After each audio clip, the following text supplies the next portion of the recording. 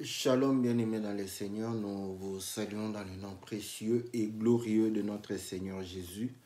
Nous sommes à notre rendez-vous de tous les lundis pour votre émission Louons l'Éternel, une émission qui vous est présentée par votre bien-aimé le pasteur Philippe Mukenge. Nous croyons à la grâce de Dieu, nous croyons à la bonté de Dieu, nous croyons à sa miséricorde. Voilà pourquoi nous croyons que Dieu continue à pouvoir renouveler réellement sa grâce envers nous afin que nous puissions vivre toute sa bonté. Nous saluons tous les bien-aimés qui sont connectés, le bien-aimé Jean Didier, la sœur Sylvie, le bien-aimé Evra. Nous saluons aussi le frère Christian, nous saluons le bien-aimé Gabin, la sœur Cathy, nous saluons la sœur Bibiche, nous saluons la sœur Bia, nous saluons la sœur Nadine, nous saluons les hommes de Dieu Barouani, Vicky, que le Seigneur vous soit très favorable. Nous sommes dans la joie de pouvoir réellement nous réunir, communier autour de la parole du Seigneur. Comme vous le savez, le principe de l'émission Louons l'Éternel, c'est de pouvoir partager la parole sur base du cantique. Et aujourd'hui, nous allons parler de la divinité de Jésus parce que les bien-aimés ont chanté la divinité de Jésus. Voilà pourquoi nous allons partager cela. D'autant plus que je trouve que la manière dont ils ont chanté, c'est simple, clair. Bon, comme on le dit toujours, les choses de Dieu, c'est l'Esprit qui va pouvoir réellement nous enseigner, nous éclairer. Sinon, même si c'est dit de manière simple, si le Saint-Esprit ne t'aide pas, tu ne sauras pas comprendre cela. Parce que ce n'est pas en français qu'on saisit la parole de Dieu, ni en une autre langue. Mais nous croyons que le Seigneur va nous être favorable afin que nous puissions avoir un langage facile, comme c'est l'est dans le cantique. Donc voilà, nous allons essayer de pouvoir paraphraser réellement les bien-aimés qui ont chanté et de pouvoir réellement partager, n'est-ce pas, une fois encore, sur la divinité de Jésus. Que le Seigneur vous soit favorable, que le Seigneur bénisse. Notre prière a toujours été que le temps que nous accordons aux choses du royaume, que le Seigneur puisse réellement se souvenir de cela, afin de pouvoir réellement nous récompenser dans ce que nous faisons pour le quotidien.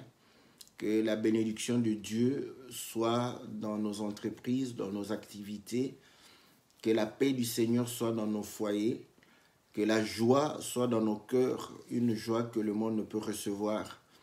Que le Seigneur puisse apporter réellement la solution aux problèmes qui sont les nôtres, parce que nous croyons qu'il est Dieu et il prend soin de nous comme étant ses enfants. Et sa parole est vraie, et comme il a dit, tous ceux qui s'attachent au royaume et à la justice, il leur donne par surcroît ce dont ils ont besoin sur cette terre. Et nous croyons que chacun de nous aura à pouvoir réellement bénéficier de ce que le Seigneur a préparé pour lui, afin de pouvoir glorifier le nom de notre Seigneur Jésus. Bien-aimés dans le Seigneur, que la paix du Seigneur soit avec tout un chacun. Comme vous le savez, nous allons pouvoir suivre le cantique et après quoi, nous allons revenir dans notre studio virtuel. Que le Seigneur vous soit très favorable. Nous suivons le cantique et nous allons revenir dans un instant.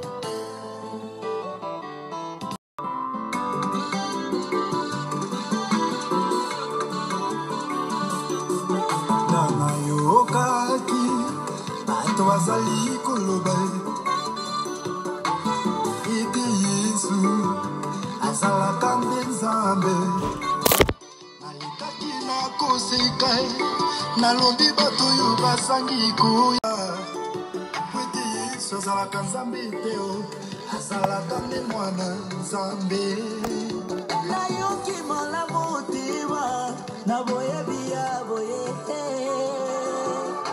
esalinga pasi mingi mpe elekeli mayele nanga lobelanga yeya koyokilanga mawati petitila nselala yowe nakozoma boyebi nakolobela yo na posa nyonso ete yesu azalaka nzambe po ekomama na bible ebandeli ezalaki liloba ezalaki na nzambe mpe liloba ezalaki nzambe nayoki olobi yesu azali nzambe mpe nandimi yango kasi azali nde mokeli te filipe mpe atunaki yesu mokonzi lakisa biso papa yesu alobaki na ye mikolo ebele poko koyebanga te po papa jali na ngai nga mpe najali kati ya papa yohane mpe alobeli yango lisusu ke yesu nde liloba likolola se nosekela mise na lilomba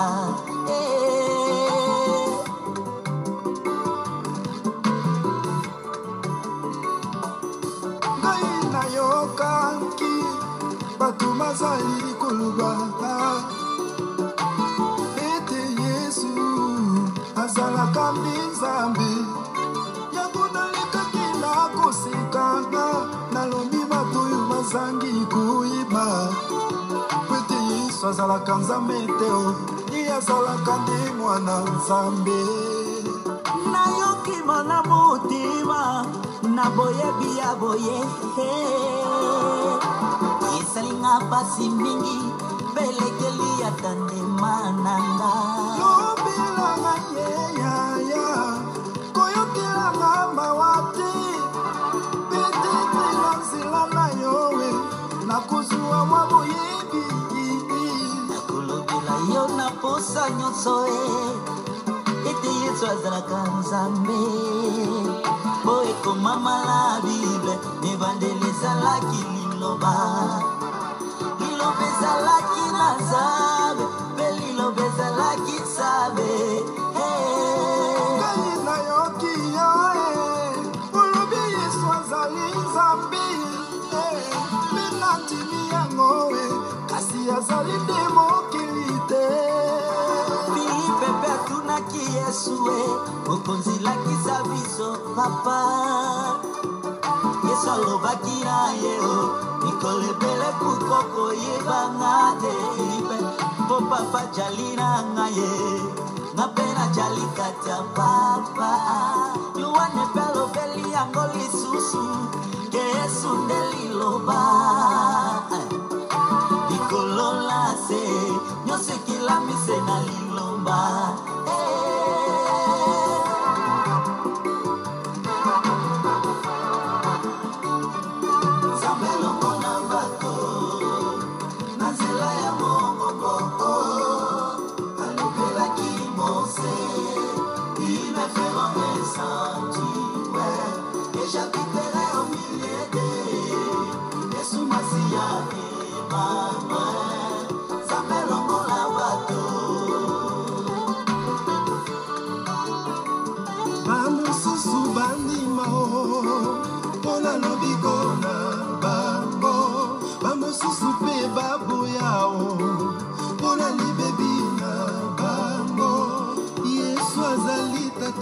mwana mpe molimo mosantue kaka ye azali nzambe kotikala nzambe nakokoki koyiba yo papa soki yo moko milakisaki te soki kaka l'éternité mbe nayebaki yo te ntango olingaki omilakisa na peuple na yo esengelaki muvima ya liboso tobengi yango création muvima ya mibale tobengi yango sauvetage yango tikaki molimo olataki nzoto oye kosauve peuple na yo yesu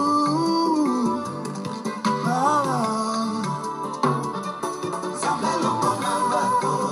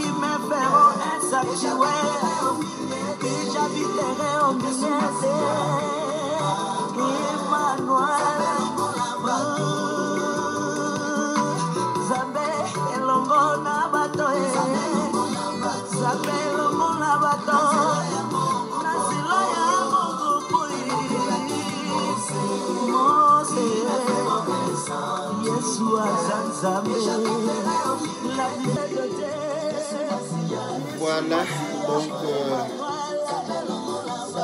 voilà comment il a chanté la divinité de Dieu, donc la divinité de Jésus.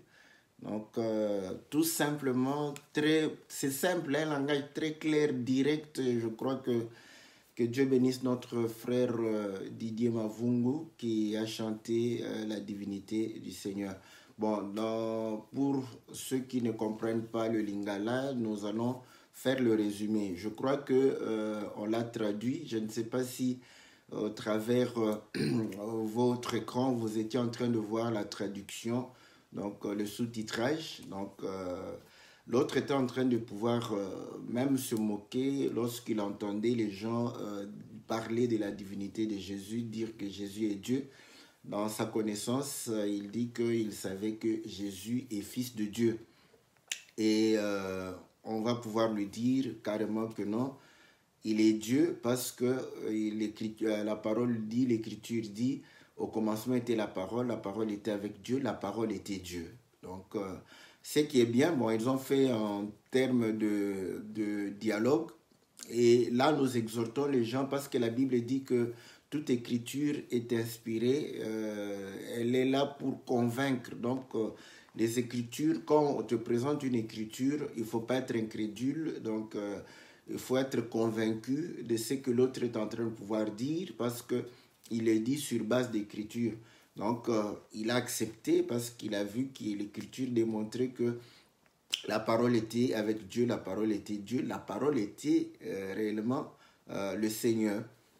Et il va dire que voilà, mais il est Dieu, mais il n'est pas le créateur, c'est lui qui a créé. Or, l'écriture continue pour dire que la parole a créé toutes choses. Donc là, dire que le Seigneur n'est pas créateur, c'est faux parce que c'est par la parole que toute chose a été créée. Donc voilà, à ce moment-là, il va pouvoir carrément être convaincu et l'autre va argumenter pour dire que voilà pourquoi le Seigneur parlait à ses disciples et lorsque Philippe lui a posé la question de pouvoir de montrer le Père, il va dire que depuis longtemps que je suis avec vous, tu ne m'as pas connu, le Père est en moi et je suis dans le Père, donc celui qui m'a vu a vu le Père.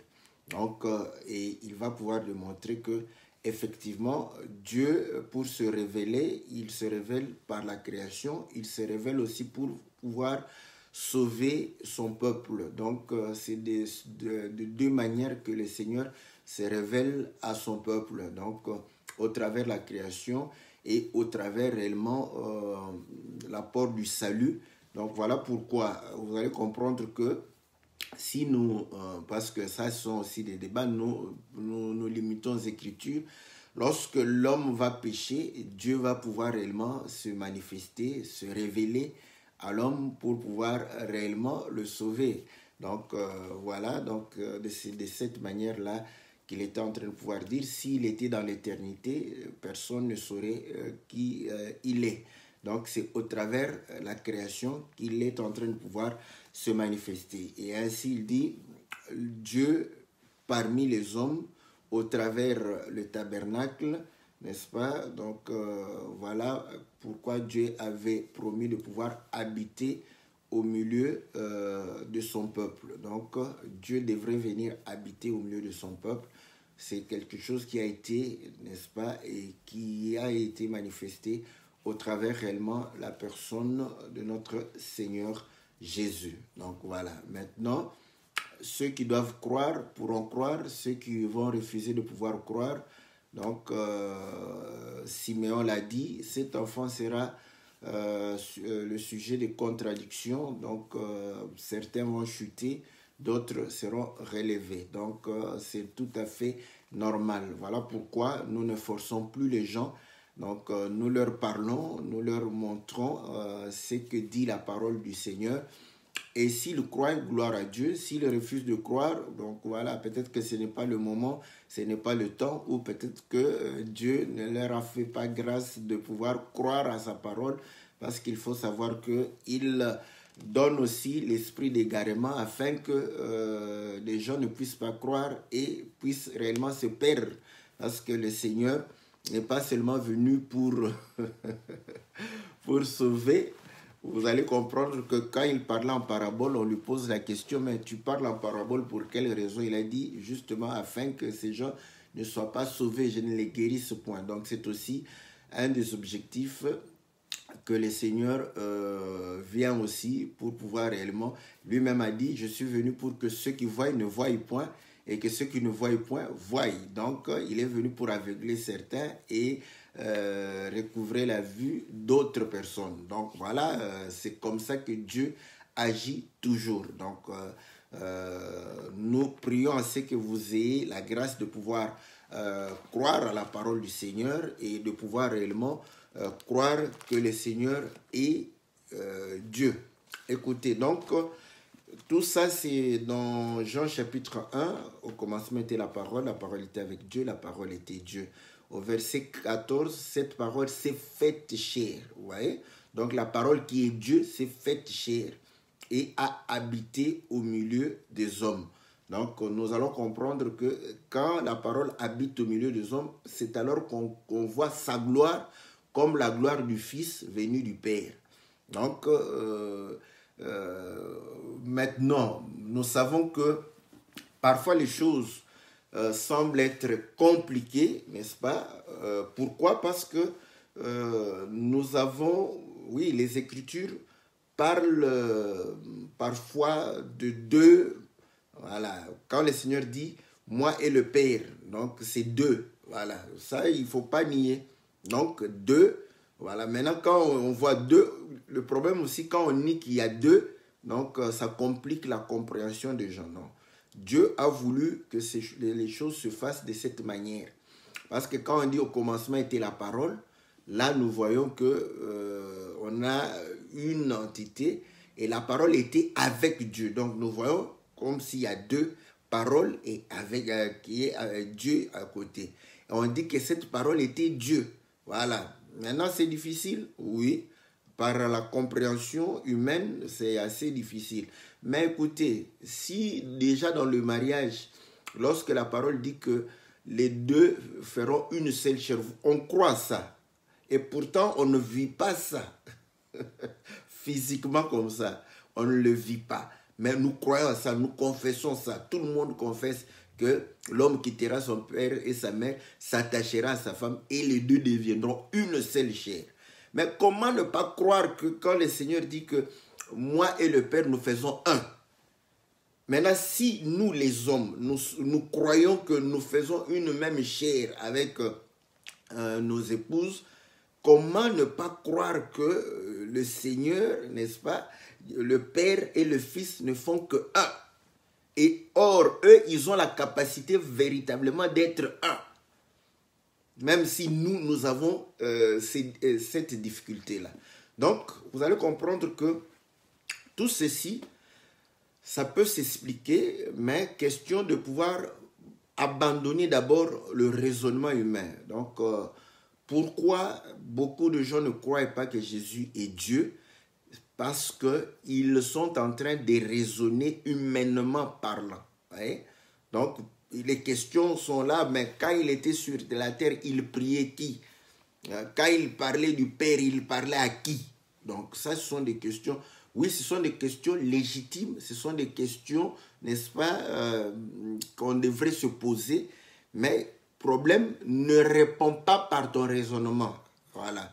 Parce que quand tu dis que si, pendant qu'il était ici, il était en train de prier, donc ton raisonnement dit que certainement il y avait quelqu'un là-bas. Donc il parlait à quelqu'un qui était là-bas. Ça, c'est ton raisonnement. Cherche la réponse dans la Bible. pour savoir à qui il adressait cette parole.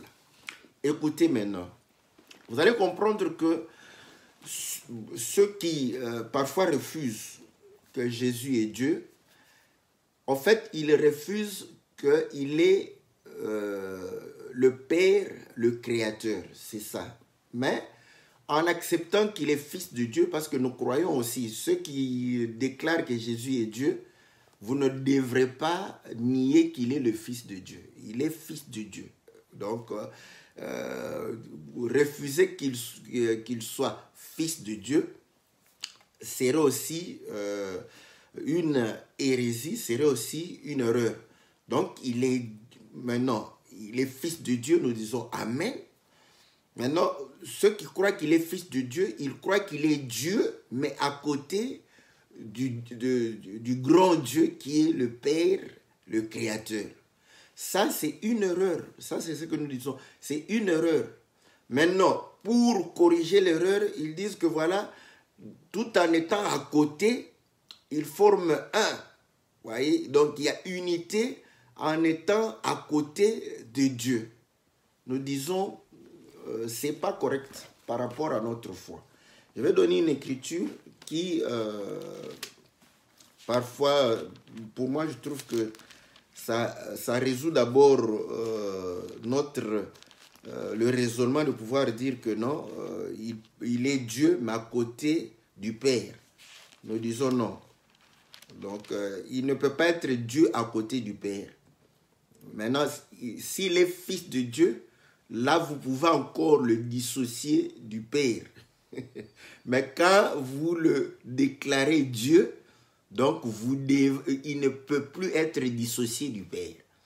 Donc, Fils de Dieu, vous pouvez encore. Parce que lui-même aussi, quand il se présentait comme étant Fils de Dieu, il essayait de pouvoir se dissocier du Père. Mais là, vous pouvez encore. Mais si vous le déclarez Dieu, vous ne pouvez plus le dissocier du Père. Écoutez ce que l'apôtre Paul dit, n'est-ce pas, dans le livre de 1 Corinthiens, chapitre 8. Je vais lire, voilà. Je commence au verset 4. À propos donc de la consommation des viandes sacrifiées aux idoles, nous savons qu'il n'y a pas d'idole dans le monde et qu'il n'y a qu'un seul Dieu. Voilà. Ouais, il démontre qu'il n'y a qu'un seul Dieu.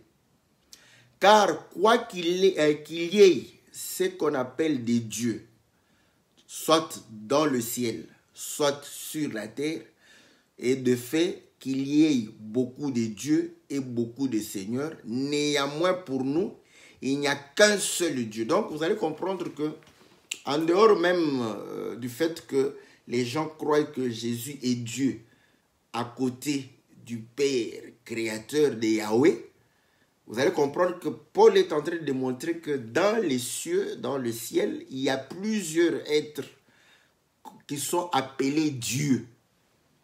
Mais quand ils sont appelés Dieu, ils ne le sont pas en réalité. Voilà pourquoi il y a plusieurs aussi dans le ciel qui peuvent être appelés Seigneur, mais ils ne le sont pas. Sur la terre, de même, il y en a plusieurs qu'on peut appeler Dieu et Seigneur, mais ils ne le sont pas. Voilà pourquoi il dit que pour nous, il n'y a qu'un seul Dieu. Donc vous allez comprendre que par rapport à la divinité, il n'y en a pas deux. Il n'y a pas un être à côté qui soit Dieu à côté de Dieu lui-même, le Créateur, le Père. Donc, il faut avoir des bases. Voilà pourquoi Dieu dit, avant moi, il n'y avait point de Dieu. Après moi, il n'y en aura point. Qui parle? Si vous croyez que c'est le Père qui parle, donc à ce moment-là, vous allez comprendre qu'après lui, il n'y aura point de Dieu. Donc même le Fils qui va se manifester après ne peut pas être Dieu. Voilà. Si vous acceptez qu'il partage la divinité, c'est que c'est le même, parce que lui-même l'avait déjà déclaré qu'avant, il n'y avait point de Dieu. Après lui, il n'y en aura point. Voilà. Donc, nous sommes certifiés par cela pour démontrer que nous n'avons qu'un seul Dieu. Maintenant, le problème, pourquoi ce Dieu, nous le voyons, n'est-ce pas, se déclarer comme étant l'envoyé. Voilà. Donc, ce sont des questions que nous devons nous poser, n'est-ce pas, pour pouvoir réellement comprendre pourquoi l'envoyé, nous devons le considérer comme étant Dieu. Écoutez, nous prenons parce que parfois, on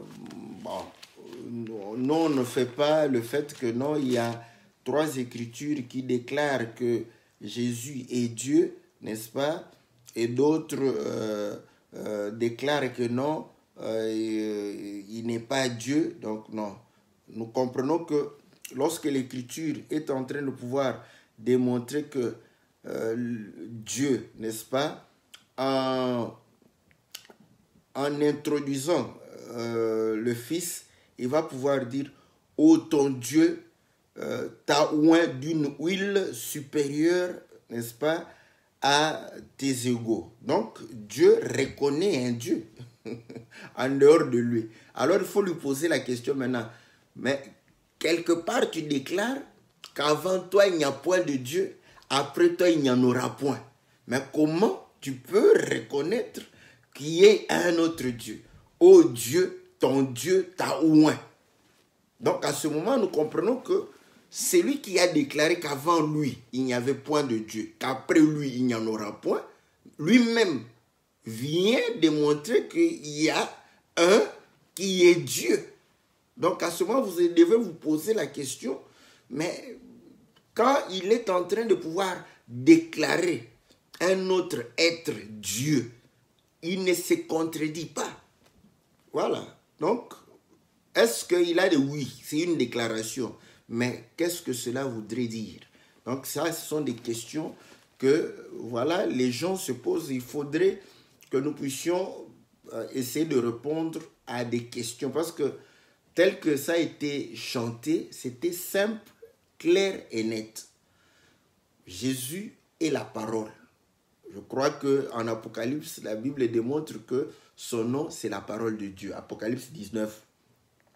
Et vous allez comprendre que Jean 1, 14 démontre que Jésus est la parole parce qu'on dit que c'est la parole faite chair. Donc nous comprenons que il est la parole. Maintenant, là-bas, on dit que cette parole est Dieu. Cette parole a créé toutes choses.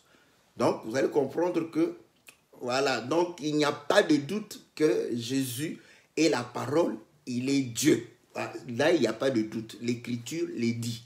Je crois aussi dans le livre de 1 Jean, chapitre 1, vous allez comprendre qu'il va pouvoir réellement confirmer cela. Donc, il faut avoir des certitudes. Sur ces certitudes, on va pouvoir chercher à répondre à des incertitudes. Vous allez comprendre que ce sont des certitudes qui dissipent les incertitudes. Donc, on ne doit pas se baser sur les incertitudes. Basons-nous sur ce qui est clair, simplement, comme ça, sans raisonner. Donc, vous allez comprendre que Jean 1, chapitre 1, verset 1, ce qui était dès le commencement, c'est ce que nous avons entendu. Or, dans Jean, chapitre 1, ici c'est 1 Jean 1, verset 1. Jean 1 dit, au commencement était la parole. Ce qui était au commencement, c'est la parole. C'est ce que nous avons entendu, donc la parole. Est-ce que vous voyez? C'est ce que nos yeux ont vu. C'est ce que nous avons contemplé et que nos mains ont touché. Donc vous allez comprendre qu'il est dans la logique. Au commencement était la parole. Nous l'avons entendu. Mais on ne voit pas la parole. Pour voir la parole, il faut que la parole se fasse chair. Voilà pourquoi il dit que nous avons entendu et nous avons vu. Dieu a porté la chair. Voilà pourquoi vous allez comprendre que quand Dieu allait au-devant des gens, il portait un corps. Et ainsi, il parlait. Donc, il était en train de porter un corps pour pouvoir parler, n'est-ce pas? Voilà pourquoi on parlait de l'ange de l'Éternel.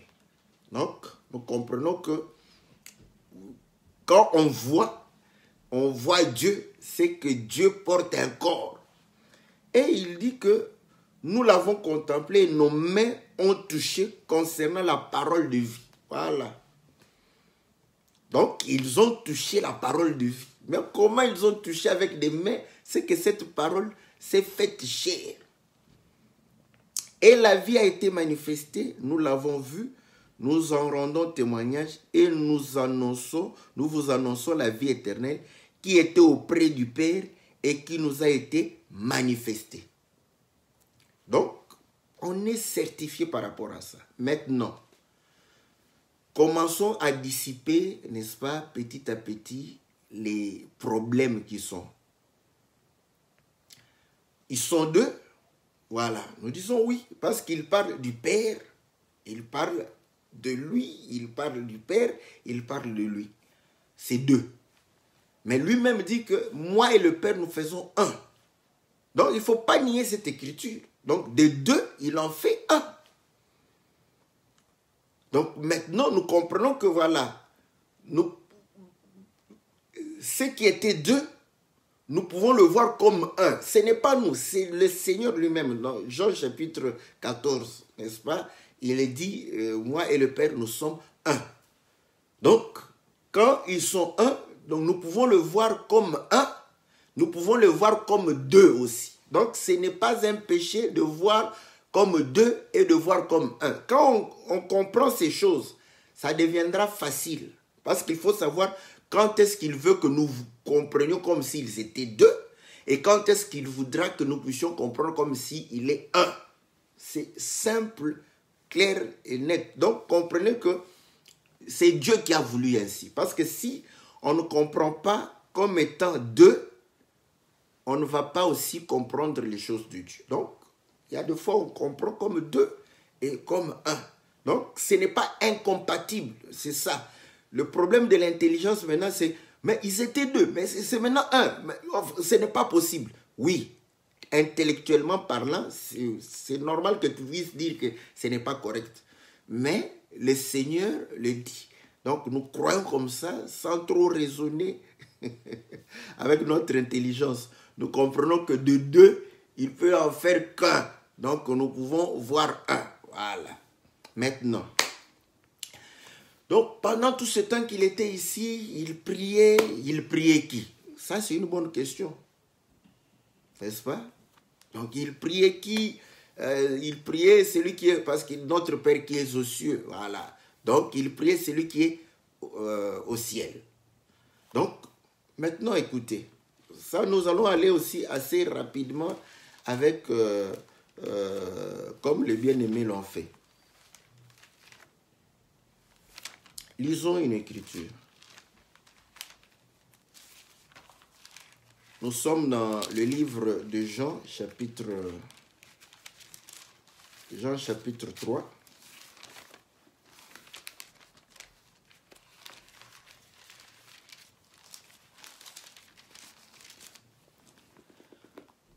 Je lis les versets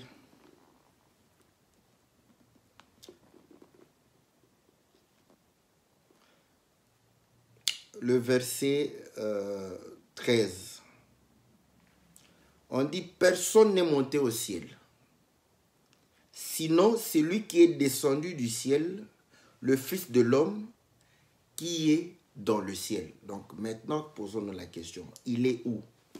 Il est sur la terre ou il est dans le ciel? Ouais. Donc, c'est normal de poser la question. La question est légitime. Pendant qu'il était en train de prier, il priait qui?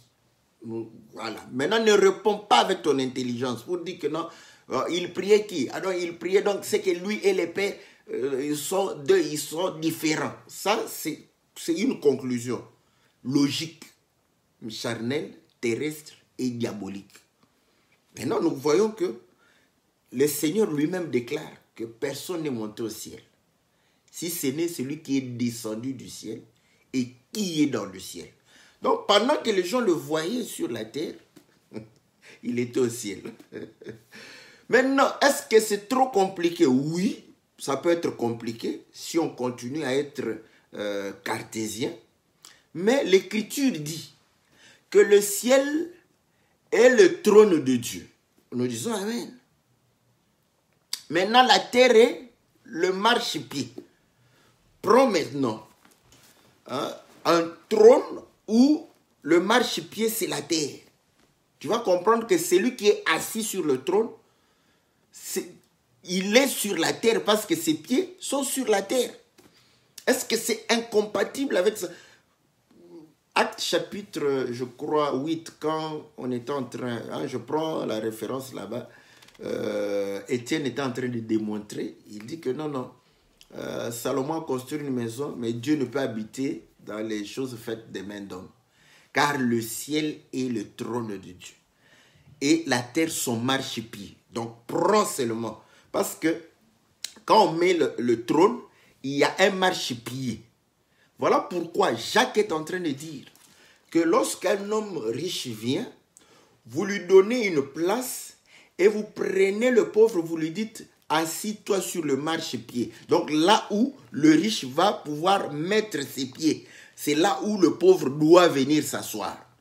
Donc vous allez comprendre que quand on fait asseoir le riche sur une chaise, un siège, vous allez comprendre que ses pieds sont sur la terre. Mais maintenant, quand toi tu t'assieds sur une chaise, question, tu es au ciel ou tu es sur la terre? Voilà. Je vais te dire que tu es au ciel et tu es sur la terre. Pourquoi? Parce que vous allez comprendre que quand nous rentrons au commencement, la Bible dit que Dieu dit que la lumière soit, la lumière fut, et Dieu sépara la lumière avec les ténèbres. Dieu va pouvoir créer l'étendue en séparant les eaux d'en bas et les eaux d'en haut. Donc le ciel, c'est cette étendue-là. Vous voyez? Maintenant, vous allez comprendre qu'il n'y a que nos pieds qui sont sur la terre. Mais tout le reste, quand nous nous mettons debout, nous sommes dans le ciel. Voilà. Ça, c'est... Bon, pourquoi tu fais ça? C'est normal. Dieu va créer l'homme. Il dit que créons l'homme à notre image. Donc, quand on ne comprend pas parfois les choses de l'esprit, on peut prendre ce que l'homme vit pour saisir les choses de l'esprit. Ouais?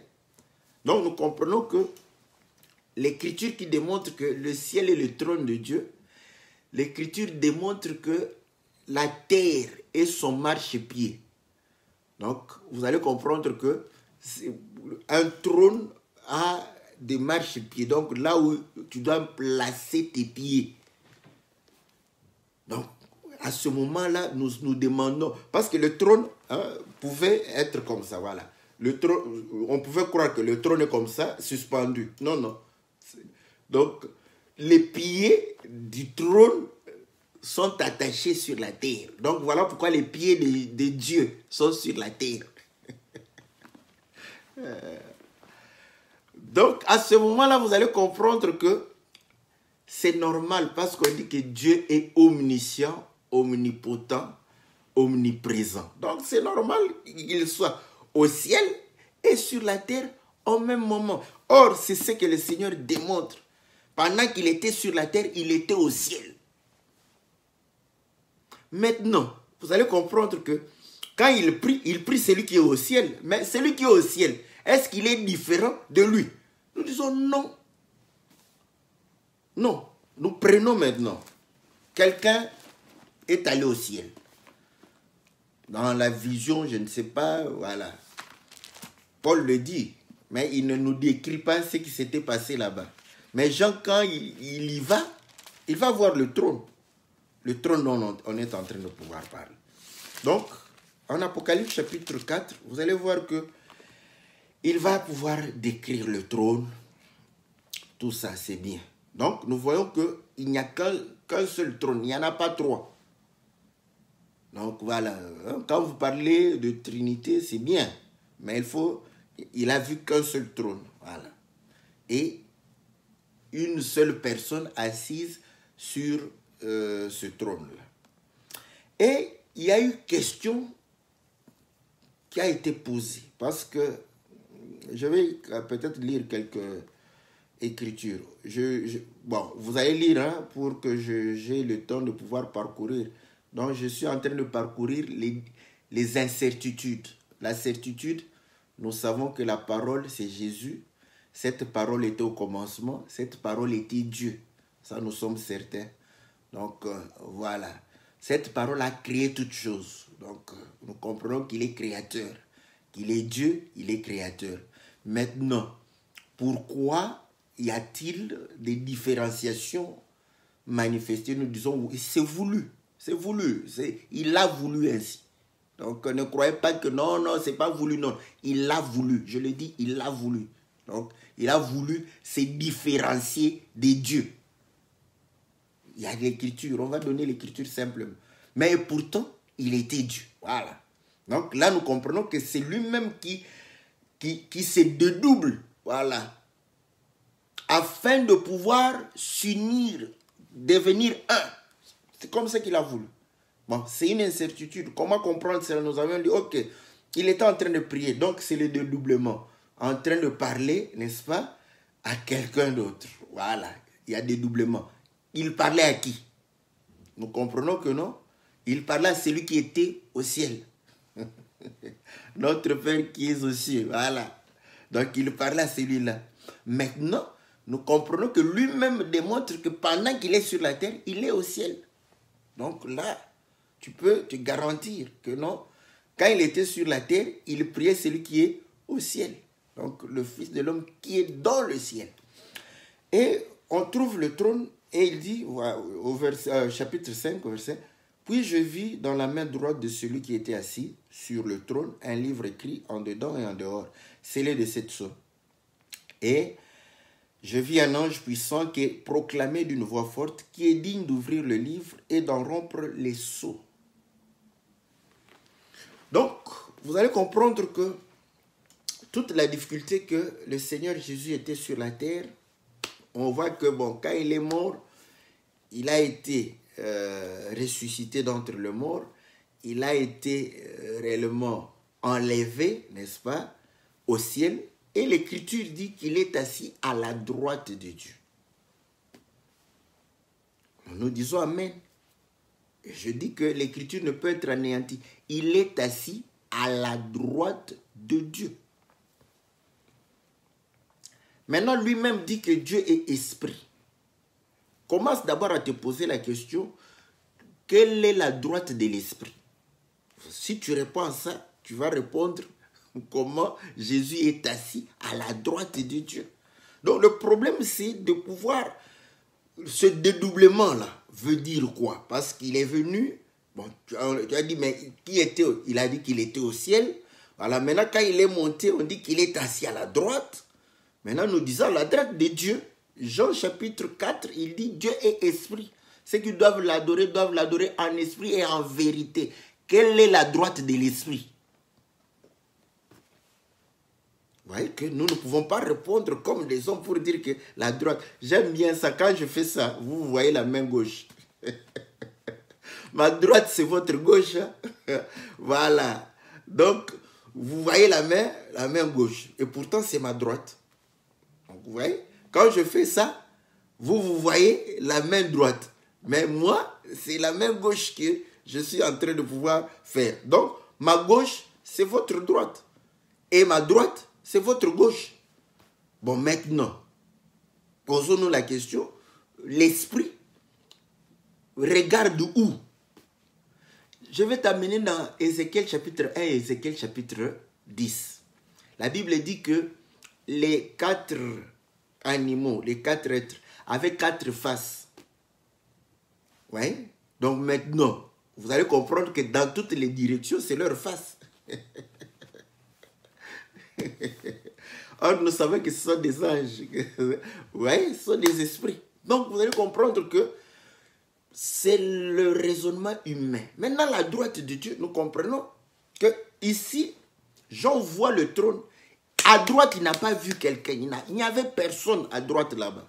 Mais l'écriture dit qu'il est assis à la droite. Nous disons amen. Nous, on n'anéantit pas l'écriture.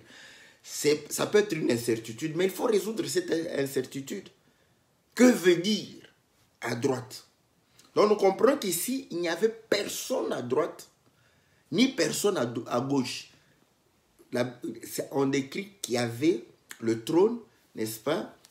Et il y avait 24 vierges tout autour du trône. Il y avait aussi 4 êtres vivants qui étaient autour du trône aussi. Voilà ce qui est dit. Ce qui est dit là-bas. On n'a pas vu à droite un trône pour le Fils. Bon, le Saint-Esprit, lui, il est debout peut-être parce qu'on ne parle pas de son trône. Donc peut-être que le Saint-Esprit, lui, il est tout le temps debout. Mais à droite, nous avons... il n'a pas vu ça. Maintenant, quand on pose la question qui est digne d'ouvrir, Jean va pleurer. Il va commencer au ciel. Donc, il faut se poser la question. Il faut vraiment lire simplement. Hein? On va se poser la question, mais au ciel, on doit se dire. Donc, c'est qu'il a regardé à droite, à gauche, autour du trône. Il n'a vu personne.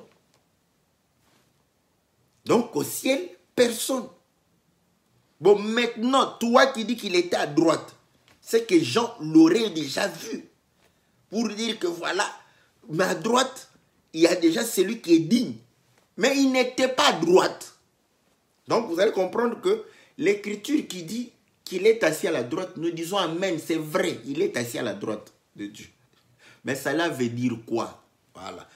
Notre raisonnement doit baisser pour laisser réellement la parole de Dieu nous donner l'explication. Donc vous allez comprendre que c'est nous compliquons la compréhension de la parole. C'est vrai, quand tu n'as pas toute la connaissance, c'est tout à fait normal. C'est comme quand on était à l'école primaire, on nous disait 1 moins 2, c'est impossible. C'est vrai. Mathématiquement, comme ça, quand vous avez une mangue, comment vous allez enlever 2 mangues là-bas? C'est pas possible. Donc, voilà. Donc, quand vous avez une mangue, vous ne pouvez qu'enlever une mangue. Ça fait 1 moins 2, impossible. Mais quand on arrive, on dit non, non. 1 moins 2, c'est moins 1. Maintenant, comment expliquer ça? Tu ne vas pas expliquer avec la mangue. Parce que si tu restes avec la mangue, tu ne vas pas l'expliquer comme ça. Maintenant, il faut expliquer autrement. Donc, vous voyez, il faut expliquer autrement pour arriver à moins 1. À ce moment, tu dis à quelqu'un, voilà, on te donne 1 euro ou $1. Va acheter le pain. Tu vas, tu arrives, le pain c'est $2. Voilà. Ou 2 euros. Toi, tu donnes 1 euro. Le vendeur te donne le pain. Maintenant, toi, il te reste combien à pouvoir lui donner? Oh, il me reste $1 ou 1 euro à lui donner. Ah, mais est-ce que tu lui as donné? Non. C'est que toi, dans tes économies, tu dois faire moins 1. Oui. À ce moment, la personne, oui, hein, je dois enlever 1 euro dans mes économies. Mais je ne l'ai pas maintenant. Donc, tu as la dette du vendeur. Donc, quand tu pars avec moins 1. Voilà. Si tu te laisses emporter par ça, tu vas comprendre. Mais si tu restes avec ta mangue, tu vas dire non, non, non, c'est toujours impossible. C'est impossible. Voilà, c'est comme ça que les gens ne parviennent pas à comprendre la divinité du Seigneur Jésus. Donc nous comprenons que être assis à la droite, nous disons c'est vrai parce que c'est une écriture. Le Seigneur dit l'écriture ne peut être anéantie. Ceux qui, lorsqu'ils sont en train de pouvoir défendre la divinité de Jésus, anéantissent les écritures qui fait de dédoublement, vous rendez un mauvais service à ces gens-là. Il ne faut pas bouder ces écritures-là. Il faut accepter ces écritures. Parce que l'écriture ne peut être anéantie. Oui, il est assis à la droite. Mais ça veut dire quoi? Jean est allé, il n'a vu personne à la droite. Mais la Bible dit, quand Jean va pouvoir réellement regarder au ciel, à droite, à gauche, autour, personne. Il va regarder sur la terre, sous la terre, dans les eaux, personne. Jean commençait à pleurer. Mais la Bible dit, l'ange va lui dire, ne pleure pas. Car le lion de la tribu de Juda vint. Mais d'où venait ce lion? Du trône, voilà. Je vais essayer de pouvoir lire.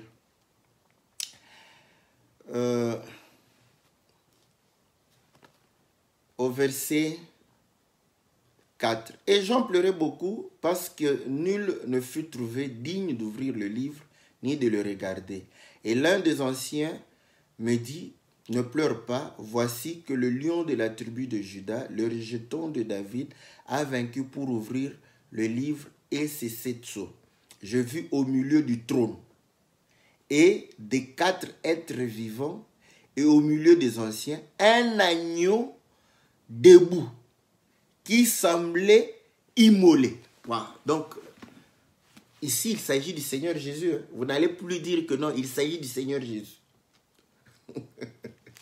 L'agneau debout, qui nous dit que c'est le Seigneur Jésus. Jean, dans Jean chapitre 1, Jean va dire, voici l'agneau de Dieu qui ôte le péché du monde. Voilà pourquoi Jean a vu immolé. D'où venait l'agneau? Du trône, du milieu du trône. Voilà. Et vous allez comprendre maintenant que le vieillard tient... Bon, là, vous voyez maintenant, Dieu qui est esprit. Ça, c'est bon. Il a la droite. Vous voyez, il a la droite parce qu'on dit que il tenait le livre de sa main droite. Maintenant, tu peux me poser la question. Voilà, il faut se poser la question.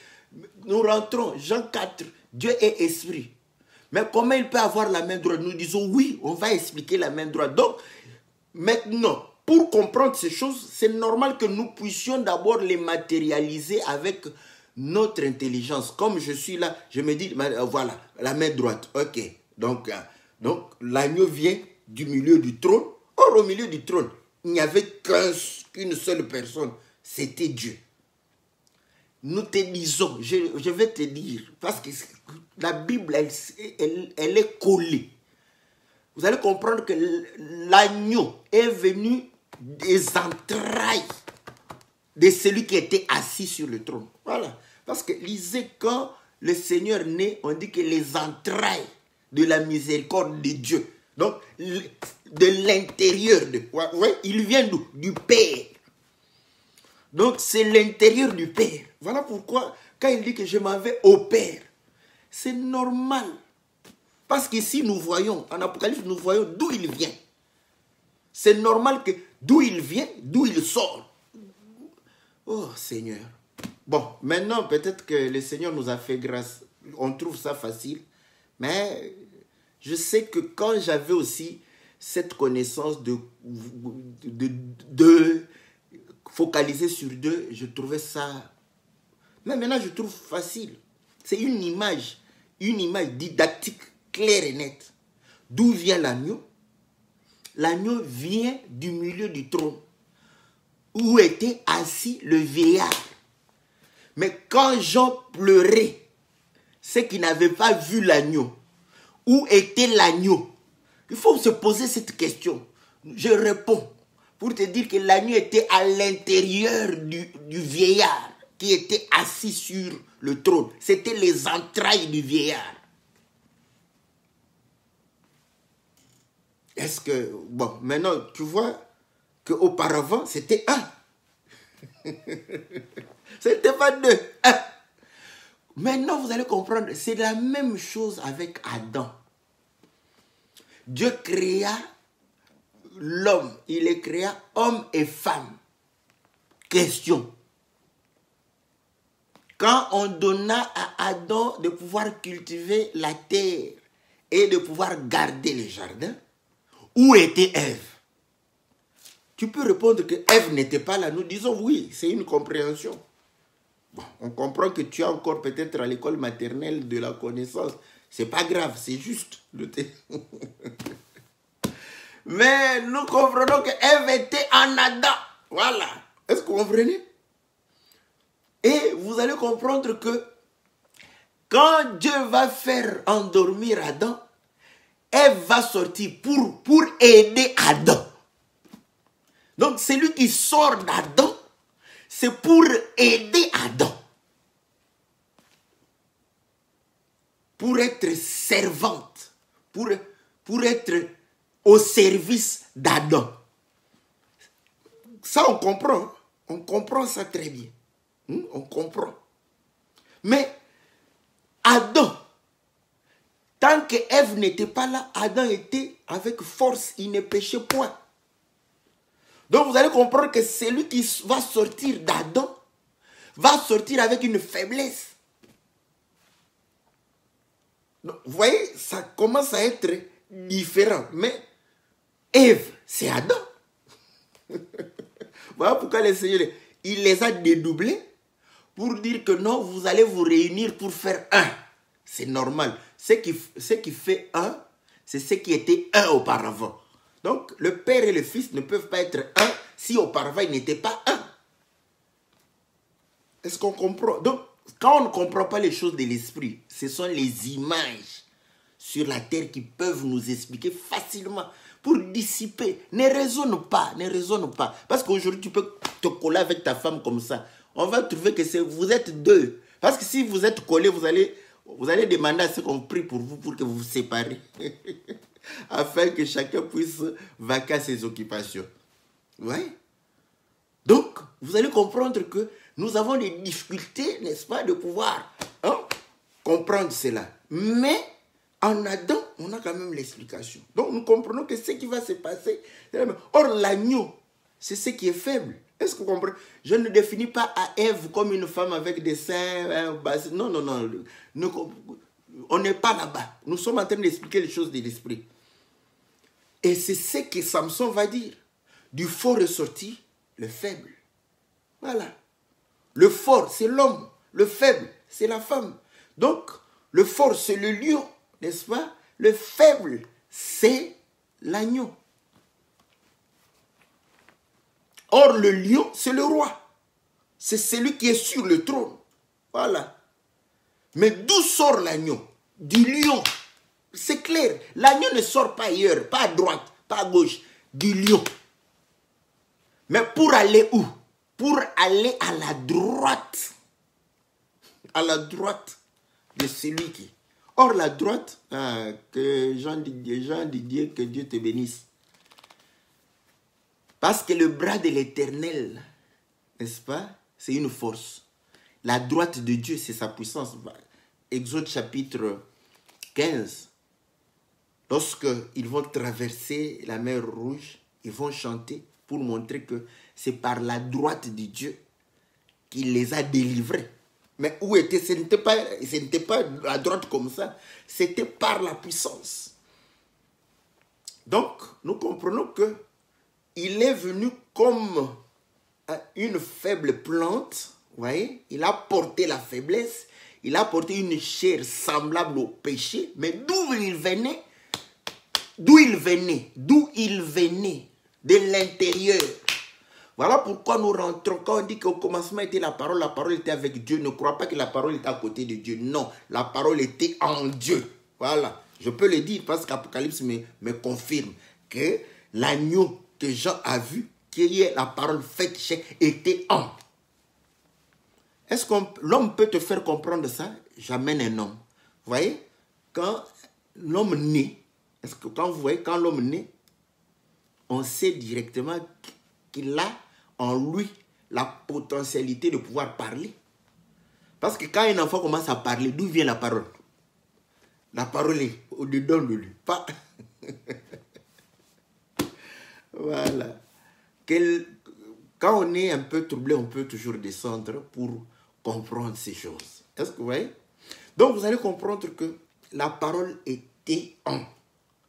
Voilà pourquoi ça ne faisait pas. Quand on rentre au commencement, on dit que Dieu dit. Donc, quand Dieu dit, donc la parole sort de Dieu. Voilà. Et ainsi, Proverbe chapitre 8 va expliquer aussi une incertitude, qu'il est la première des créatures. Parce que la création sort de Dieu. Voilà. Donc, était en Dieu pour sortir. Mais ce qui est sorti en premier de Dieu, c'est sa parole. Et c'est cette parole qui va pouvoir se transformer en tout ce que Dieu a créé. Voilà. Comme ça, je crois que, si vous comprenez comme ça, c'est simple comme bonjour papa, bonjour maman. Vous n'aurez pas de problème, pas de problème. Donc, vous voyez, donc au commencement, Dieu dit que la parole va sortir, que la lumière soit. Cette lumière venait de Dieu, en Dieu, est sortie de Dieu. Voilà. Si Dieu, comme en Apocalypse, il a pris la forme d'un homme, vous allez voir que quand Dieu parle, c'est cette parole qui sort. Maintenant, posons-nous la question. Quand on a posé la question à Jean, qui est digne? Il n'y avait personne. Personne. Au ciel, personne. J'aime ça. Ça répond à tout. Ça répond à tout. À tout. Donc, c'est une illustration claire et nette. Tu peux faire des dessins, tu peux faire même un film là-dessus pour visionner les choses de l'esprit. C'est comme en chimie. On ne voyait pas les atomes, mais on nous mettait des boules comme ça, boules blanches, boules blanches, boules noires, pour dire que non, la boule noire, je crois que c'était le carbone, la boule blanche, c'est l'hydrogène. Donc, on colle ça pour te montrer la molécule, la forme de la molécule. Au moins, tu vois. Mais est-ce qu'on voit une molécule? On ne voit pas. On voit l'atome, on ne voit pas. Vous voyez? On illustre ça. Et ça nous permettait de comprendre les choses invisibles. Donc, Dieu illustre aussi. Donc, vous allez comprendre que ça répond à tout. Qui est digne? Personne. D'où vient l'agneau? De l'intérieur de Dieu. C'est que l'agneau a été envoyé. Alléluia, alléluia, alléluia.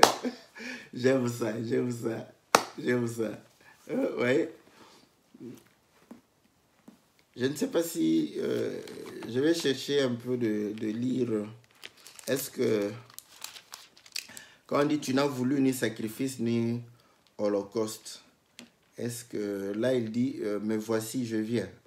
Bon, je ne sais pas, parce que j'aime bien, je n'aime pas faire trop d'acrobatie, hein, parce que déjà les choses parfois sont compliquées, mais nous avons tendance à croire que c'est facile. Voilà pourquoi quand nous allons, n'est-ce pas, dans les choses assez élevées, ça trouble parfois d'autres personnes.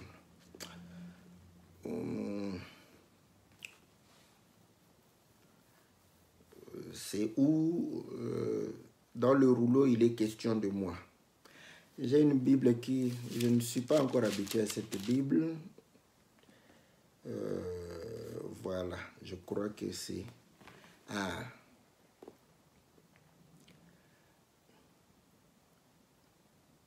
Voilà. Nous sommes en Hébreux chapitre 10. Hein? On dit ceci.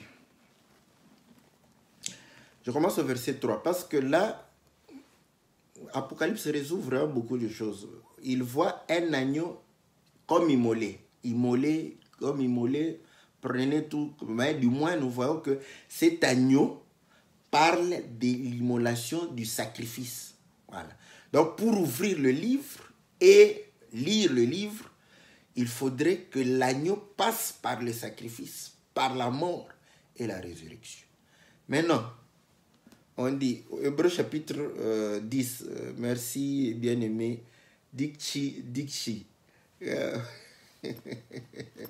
Voilà, l'homme de la parole, que le Seigneur te bénisse. Voilà, 5, mais je commence avant. Mais par ces sacrifices, on rappelle chaque année, au verset 3 d'Hébreux 10, le souvenir de péché. Car il est impossible que le sang de taureau et de bouc ôte le péché. C'est pourquoi, en entrant dans le monde, le Christ dit, tu n'as voulu ni sacrifice, ni offrande, mais tu m'as formé un corps. Voilà. Le corps pour faire quoi? Pour aller au sacrifice. Maintenant, vous allez comprendre. Mais d'où venait? D'où venait ce corps-là? D'où venait? Apocalypse répond clairement. Parce que tu dois commencer à répondre à la première question. Qui est digne? Jean, au ciel, personne. Donc, réponds. Prends l'écriture, il est assis à la droite, tu réponds. Donc, à droite, personne.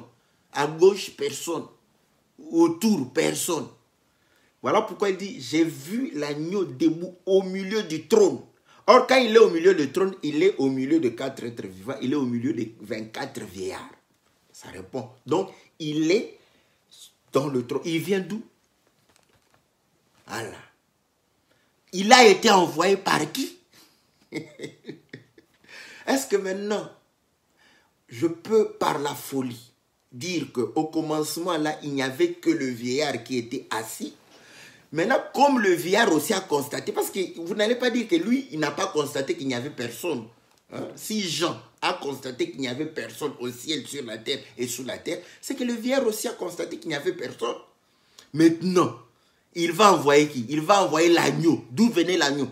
De lui-même. Je peux dire qu'il s'est envoyé. Voilà. Parce que vous n'allez pas me dire d'où il n'était pas deux. Donc lui-même s'est envoyé. Maintenant, pour s'envoyer, il prend une autre forme. Est-ce que je suis fou? Oui, je suis fou parce que la prédication de la croix est une folie. Pour que le Seigneur aille à la croix, il fallait que Dieu prenne une autre forme. Dieu est esprit. Il devrait prendre une autre forme. Il prend la forme de la chair. Voilà. En d'autres termes, Philippiens le dit. Vous allez comprendre dans Philippiens chapitre 2, à partir, je crois, du verset 9, si je ne me trompe pas, que ayez les sentiments qui étaient en Jésus-Christ. Lui qui était en forme de Dieu, lui qui avait la forme de Dieu, oui, a pris une autre forme, la forme d'un serviteur. Voilà. Pour pouvoir réellement se distinguer à ce moment-là de Dieu. Vous voyez, maintenant, c'est deux. C'est deux. Est-ce que... Oui, c'est deux. Oui, ça doit être deux. Ça ne doit pas être plus... Ça doit être deux. C'est logique. C'est une bénédiction que nous puissions comprendre. Deux. Donc, il vient comme serviteur.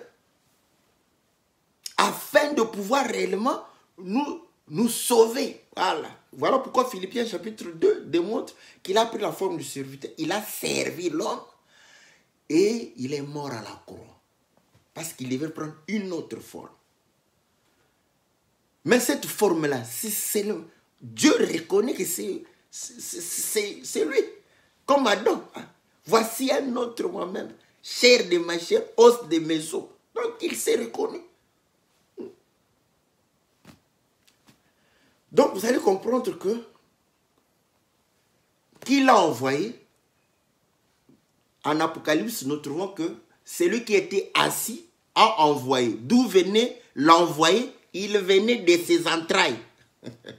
Donc, Dieu a pris une forme pour pouvoir venir. Mais quand il vient, le but c'est de pouvoir nous sauver.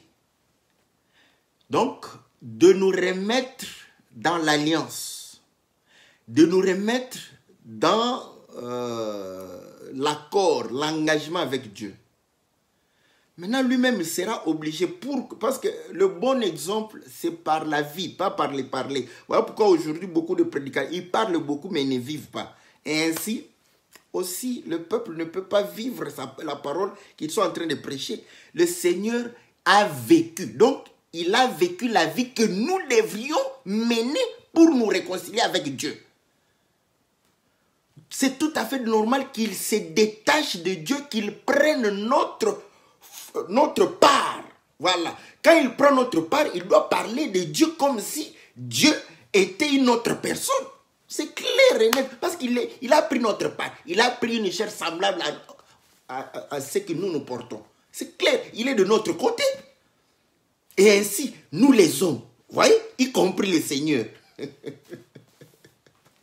Voilà. J'aime la parole, j'aime la parole, j'aime la parole. Est-ce que vous voyez?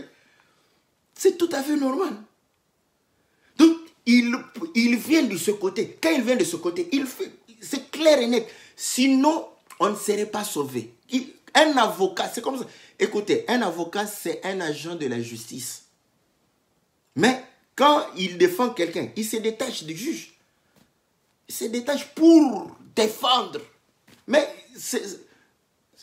vous voyez, si vous compreniez que les avocats, les juges, ils ont les mêmes études. Ils n'ont pas des études différentes. Ils étudient la même chose. Quand ils sont à l'université, il n'y a pas le cours pour les juges et le cours pour les avocats. Non. Tous étudient la même chose. Ils sont tous égaux. Mais quand il s'agit maintenant de défendre, vous voyez, l'avocat, c'est distinct du juge.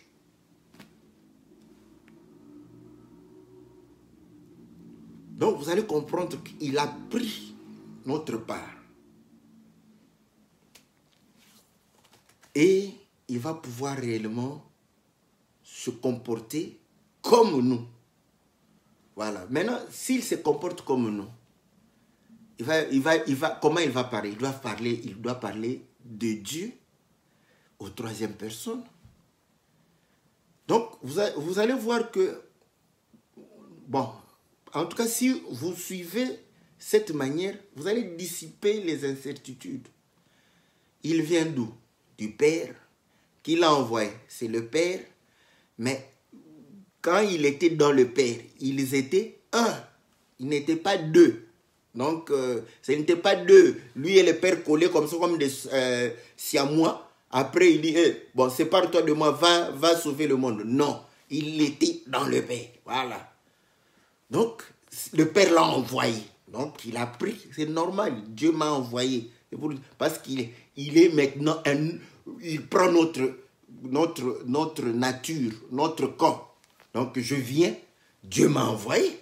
C'est clair. Bon, moi, je trouve ça clair. Je trouve ça clair. Donc, vous voyez? Parce que de tout temps, quand un homme venait, il devrait dire que Dieu m'a envoyé. Lui aussi, quand il prend la forme de l'homme, vous voulez qu'il dise quoi? Vous voulez qu'il dise quoi? Entre nous, soit dit. Quand un homme rencontrait Dieu, il disait aux autres, Dieu m'a envoyé. Maintenant que Dieu prend la forme d'un homme, vous voulez qu'il dise quoi? Vous voulez qu'il dise quoi? Soyons sérieux. Donc il doit dire la même chose. Dieu m'a envoyé.